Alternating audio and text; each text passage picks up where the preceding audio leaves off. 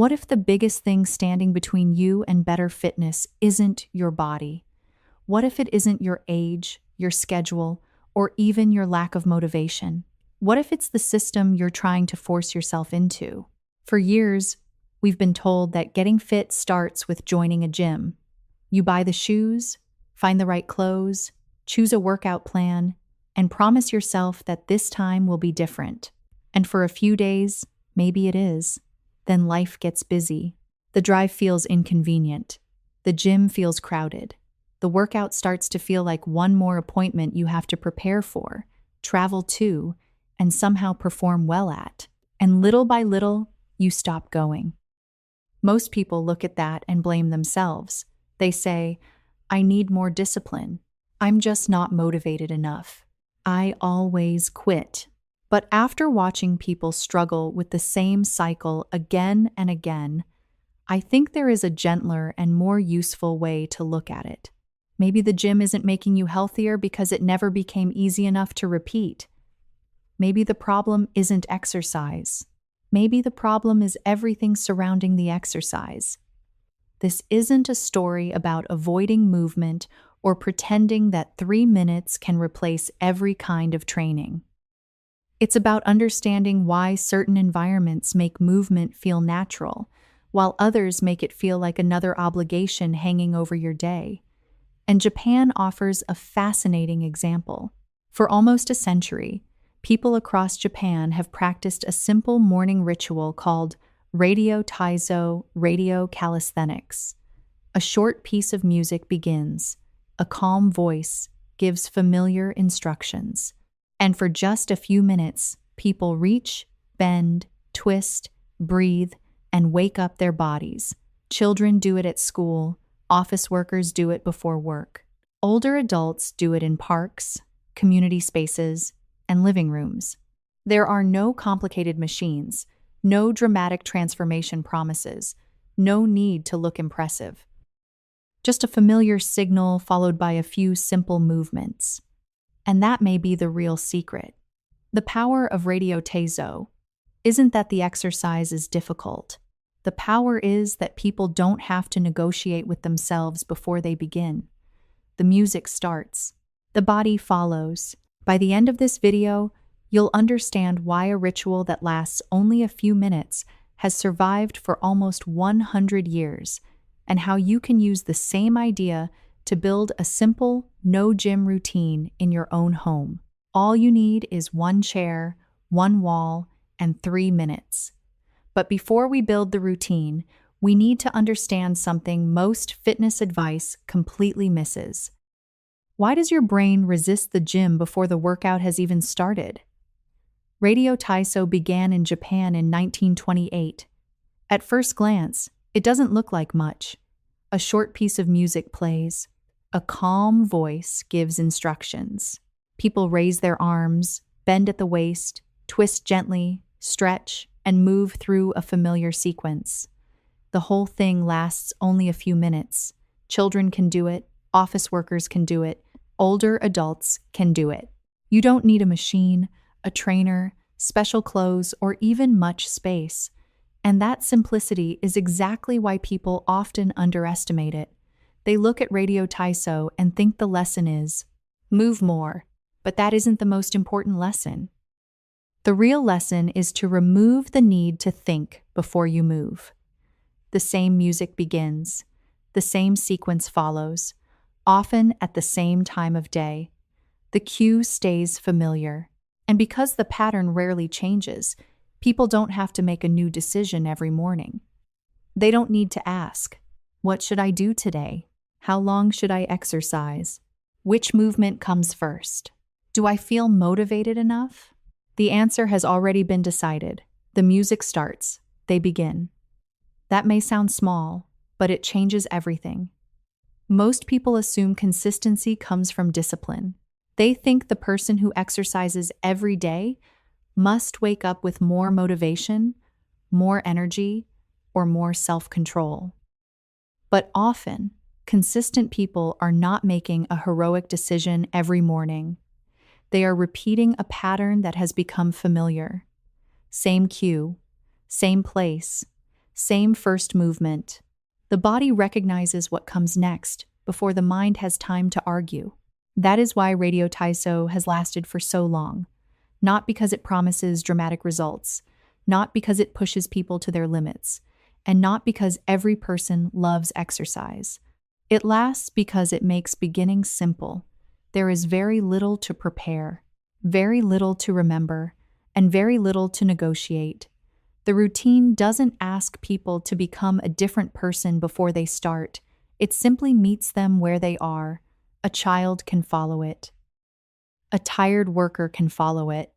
An older person can slow the movements down and still take part. Everyone is doing the same basic ritual, but no one has to perform it perfectly. That matters. Because when movement feels like a test, many people avoid it.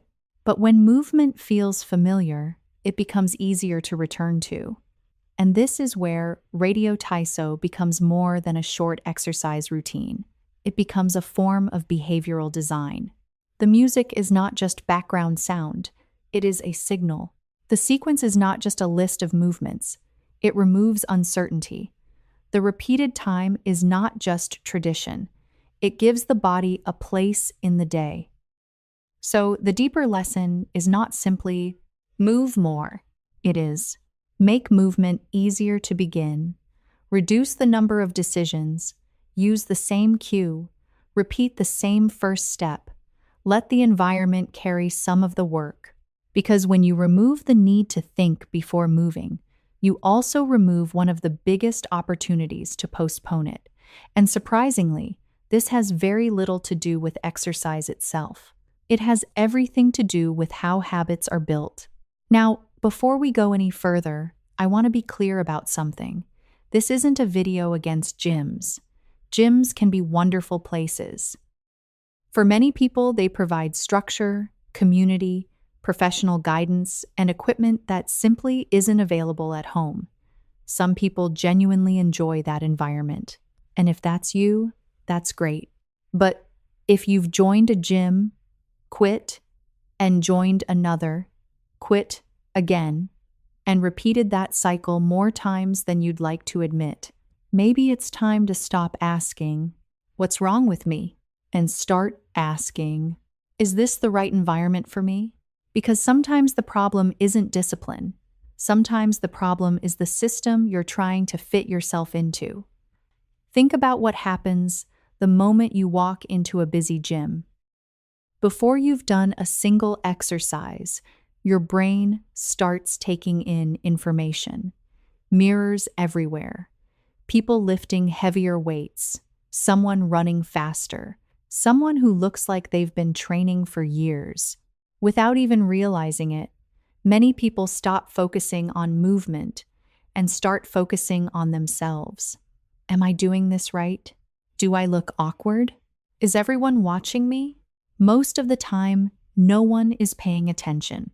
They're busy with their own workout, but our brains don't always care about reality. They care about perception. If something feels like a performance, the body often reacts as if it's being judged. Your shoulders tighten. Your heart beats a little faster. You hesitate. Not because you're weak, but because your brain is trying to protect you from embarrassment. That's a very human response. It has nothing to do with laziness. And once that uncomfortable feeling becomes associated with the gym, your brain quietly starts avoiding the place altogether. Not because you hate exercise, but because you don't enjoy how exercise makes you feel there. That's an important difference. Movement should leave you feeling more alive, not more self-conscious. This is one reason a simple home routine works surprisingly well for many people. There are no mirrors asking for comparison, no audience, no pressure to keep up, no feeling that you have to earn your place before you even begin, just you, your own pace, and one small promise to yourself. But here's something interesting. As important as all of that is, being watched isn't actually the biggest obstacle. There's another problem that's even more powerful. And most people never notice it. The hidden cost nobody notices. There is another reason many people struggle to keep going to the gym. And unlike mirrors or crowded rooms, this one is almost invisible. It begins long before the workout. Think about everything that has to happen before you even touch a weight or step onto a treadmill. First, you have to decide to go. Then you find your workout clothes. You change. You pack a bag. You look for your keys. You drive there. You find parking. You walk inside. Maybe you wait for a machine. And only then does the workout begin. That may not sound like much, but notice how many chances there are to stop along the way. You can change your mind while getting dressed. You can decide you're too tired while packing your bag.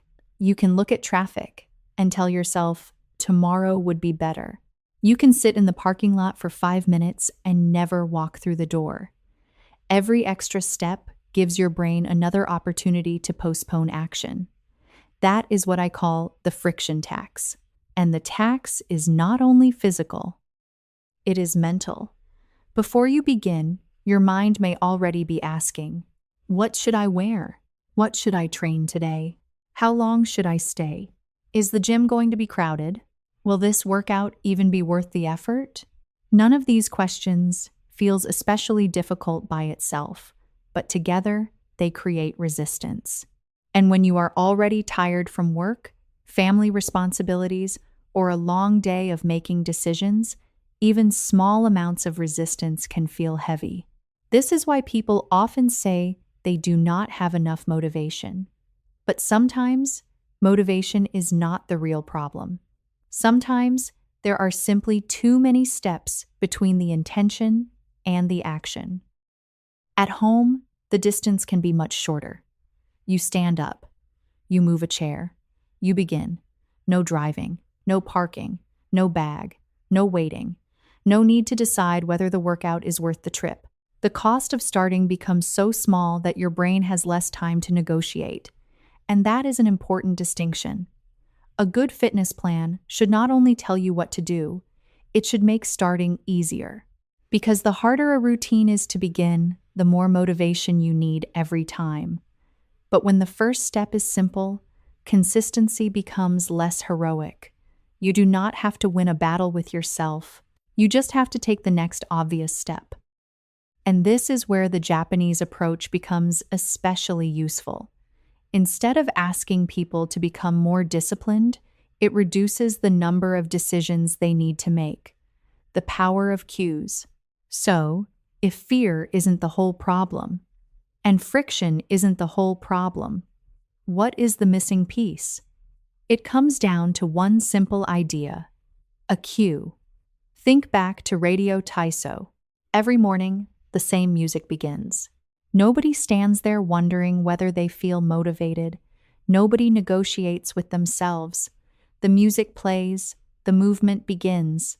That is the real lesson. The cue comes first. The motivation comes later. Most people believe motivation creates action. But in everyday life, it usually works the other way around. Action creates motivation. Once you take the first small step, the second one becomes easier. The third feels even more natural. That's why relying on motivation is such a fragile strategy. Motivation changes with your mood. It changes with the weather. It changes after a stressful day at work. Some mornings you wake up full of energy. Other mornings you don't even want to leave the bed. If your fitness routine depends on feeling motivated every single day, you're asking your emotions to make all the important decisions. And emotions are rarely consistent. Your environment, that is one of the most powerful ideas in behavioral design. Instead of trying to become a more motivated person, design your surroundings so movement happens almost automatically. In other words, don't ask your brain to remember. Let your environment remind you. The kettle clicks. You do 10 heel raises. You pick up your toothbrush. You balance on one foot. You open the window. You stretch your shoulders. Your favorite evening show begins. You sit on the floor instead of the couch and gently stretch while you watch. Notice what all of these examples have in common. None of them asks you to create a brand new routine. They borrow a moment that already exists. The cue is already there. You're simply attaching one small movement to it. Behavior scientists often call this habit stacking.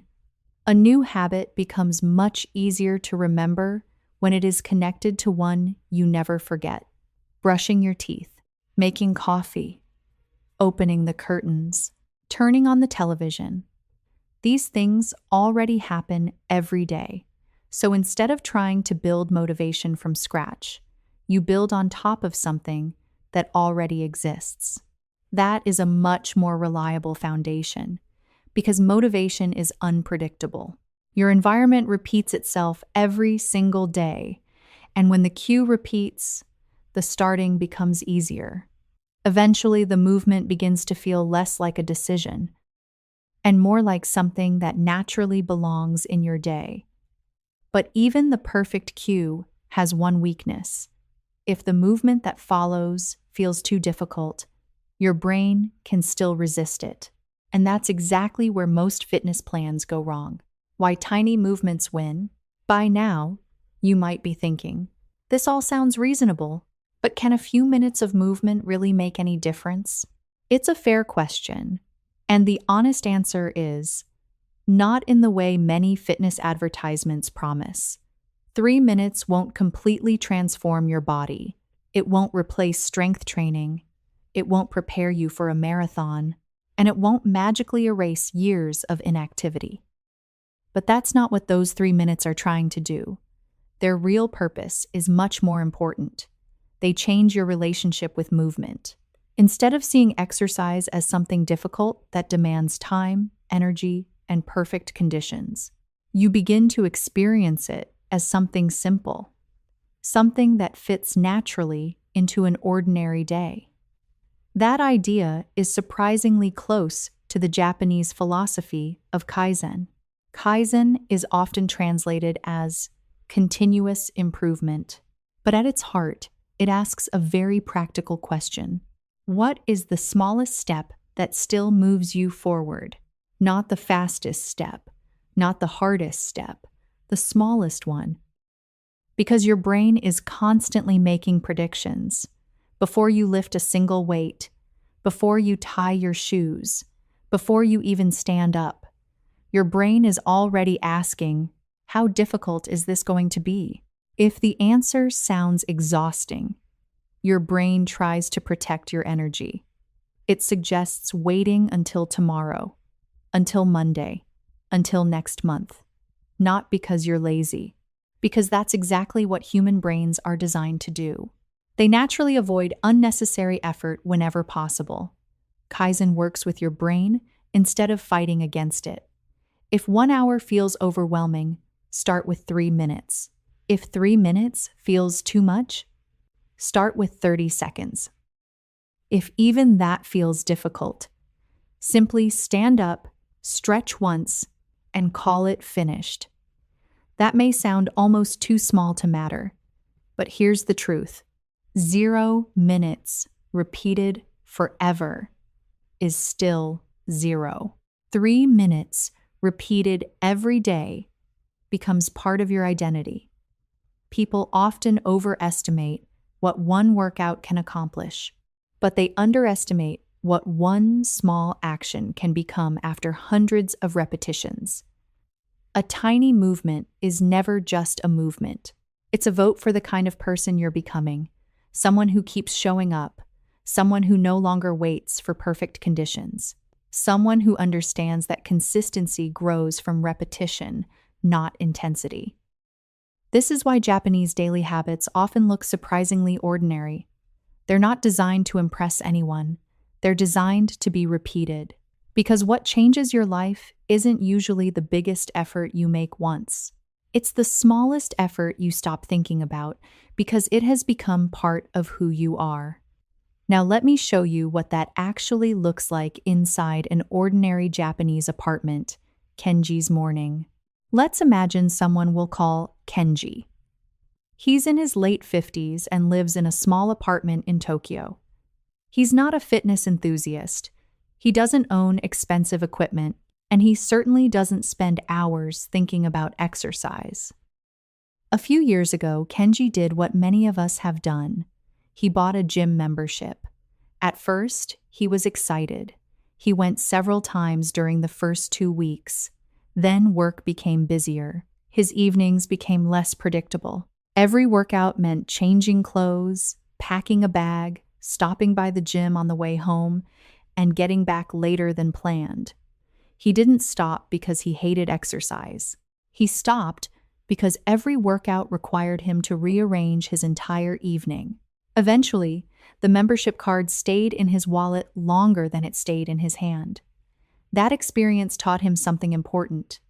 The problem wasn't movement. The problem was trying to find a separate hour for movement. Today, his mornings look very different. He wakes up and opens the window. As the fresh air comes in, he rolls his shoulders and gently stretches his back. Nothing dramatic, just enough to wake up his body. A few minutes later, he puts the kettle on. While the water heats, he slowly performs 10 heel raises.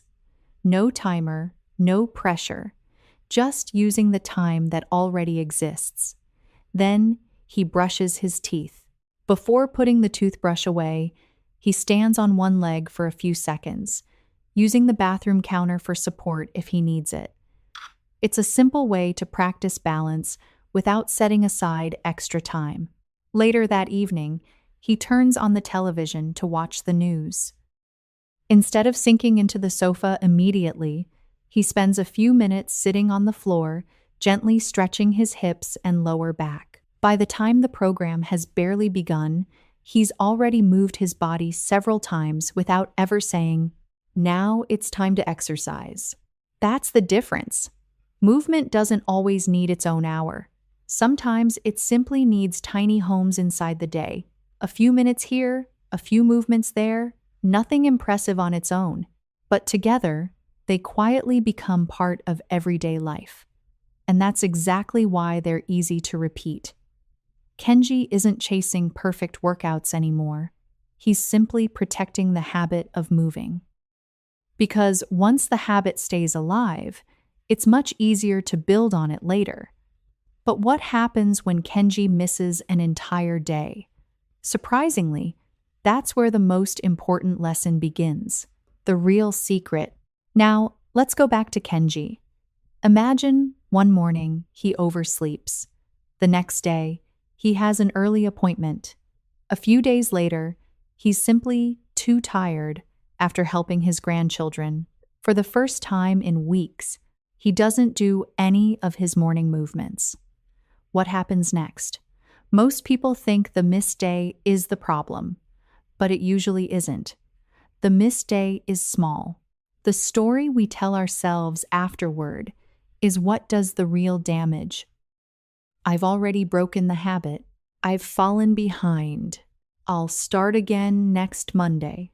Before long, one missed morning quietly turns into one missed week. Not because the body forgot how to move, but because the mind decided the streak had already been lost. This is where many habits disappear, not after one mistake, but after the meaning we attach to that mistake. Kenji learned something different. He stopped measuring success by whether he completed the perfect routine. Instead, he made one simple promise: never let the habit disappear completely. To do that, he follows what I like to call the 3 versions rule. Every day has a version that fits. On a good day, he spends about 9 minutes moving his body. On a normal day, he follows his simple 3-minute routine. And on the days when life feels overwhelming, he has one final option: 10 seconds. That's it. He stands up. He stretches once. He rolls his shoulders. Or he takes one deep breath while reaching both arms overhead. Then he quietly says, "Done." It may not look like exercise, but that's not the point. The goal isn't to build strength in 10 seconds. The goal is to protect the habit. Because a habit survives when it has an easier version, not when you have stronger willpower. Many people believe consistency means never missing a day. Real consistency is something much kinder. It means never allowing one missed day to become the beginning of giving up. Some days you'll have energy. Some days you won't. Some days life will interrupt your plans. That's normal. The people who keep moving are not the people with perfect schedules.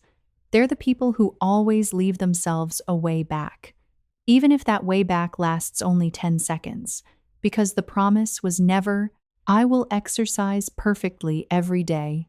The promise was, I will never stop being someone who moves. Once you protect that identity, everything else becomes easier to rebuild. Now let's build the simplest routine possible, one that works whether you have 10 seconds, 3 minutes, or a little more time. The no gym routine. So, what does this actually look like in real life? If you've been waiting for a complicated workout plan, this isn't it. In fact, the entire routine uses things you probably already have: a chair, a wall, a little bit of open floor, and a few minutes of your day. Let's go through it together. Start with 10 chair squats. Sit down, stand up, move slowly. Use the chair for support if you need it. This isn't about building impressive legs. It's about keeping one of the most important movements in everyday life: the ability to stand up independently. Every time you get out of a chair, get off the floor, or climb a flight of stairs, you're using those same muscles. Next, move to the wall. Do 10 wall push-ups. Stand comfortably. Place your hands on the wall.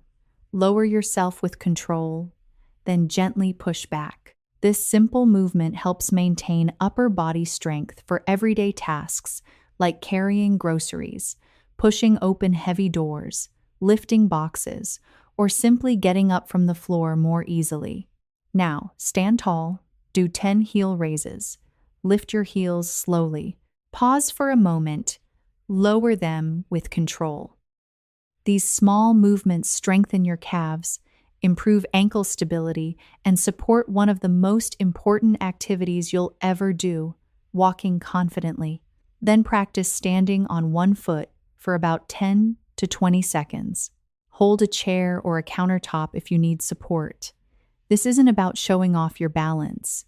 It's about quietly training your body to react when life becomes unpredictable. Good balance isn't something you notice every day until the day you need it. Finally, finish with a few gentle stretches. Reach your arms overhead, roll your shoulders, stretch your hips, loosen your back. The goal isn't flexibility for its own sake. It's helping your body feel less stiff after hours of sitting, driving, or working. Notice something interesting. None of these movements is especially impressive. None of them is designed to leave you exhausted.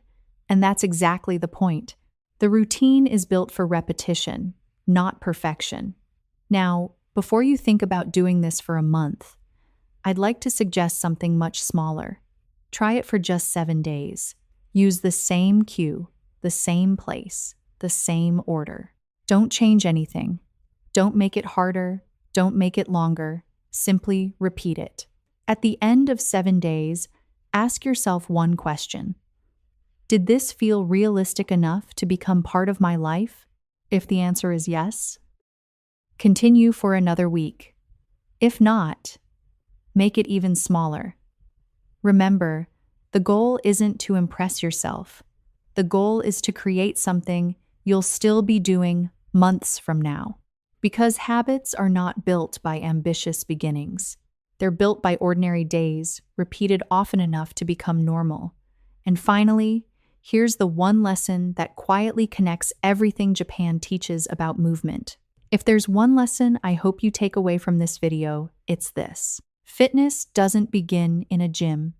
It begins the moment movement becomes a natural part of your ordinary life.